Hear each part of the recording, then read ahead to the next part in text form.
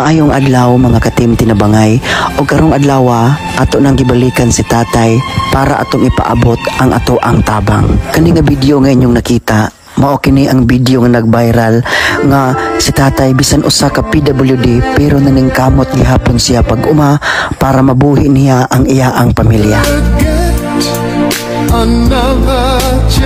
Saysay pa ni tatay bisan unsa kalisod sa iyaang kahimtang pero dili babag para niya ang pagpaningkamot para sa iyaang pamilya o para mapaeskwela niya ang iyaang mga anak.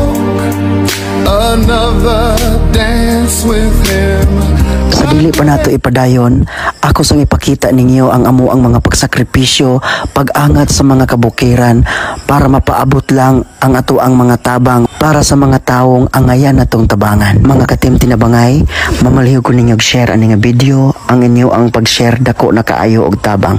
Thank you and God bless mga katim tinabangay. Una kong pagpasalamat sa ako ang mga followers, mga supporters nga palagi nga suporta sa ako ang vlog, ilabi na sa mga tao nga mipaabot og tabang para ni tatay, o ilabi na sa mga OFW nga palaging nasuporta sa akong vlog o nipaabot og tabang para ni tatay.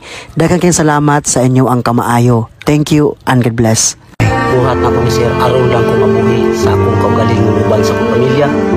Kay di man gid babag bisan ako usa ka PWD. Basta maning kamot lang ug mulihok aduna gyud maabot sa kinabuhi. Saludo kayo kun nimo tay. Tungod sa imo ang gipakita para sa imo ang pamilya, para mabuhi mo. Buhi. Grabe kayo ang imo ang gipakitang pagpaningkamot. Kapoy kay kung gamiton ako ang kakapoy sa ato ta kapoy gyud. Pero ako gyud giantos ang tanan aron lagi mabuhi. Nganong nakasulti mga anak tay nga dili babag sa imo ang kaugalingon ilabi na sa imo ang sitwasyon? Di babag kay sa ako pagkikistor sa unahan. Kung himo na kong babag, wa man gyud ko mahimo. Apan wa giwala nako ang babag kung para sa akong paglakaw. Kung himo na ko may babag sa akong pagpanginabuhi, na di ko mabuhi kundi ko mulihok. Muna nga way babag sa ko kani akong pagkamangkamang kung siguro man akong lakaw-lakaw kung asa ko paingon. Di gini babag sa akong pagpanginabuhi. Parehas ani mo kumako. Grabe kayo tay no? Grabe kayo, maka-inspired kayo ang imo ang sitwasyon. Makasaludo kayo ko sa imo ang gipakita nga talagsaon ra kayong tawo nga sama nimo nga naa kanunay naningkamot para sa pamilya.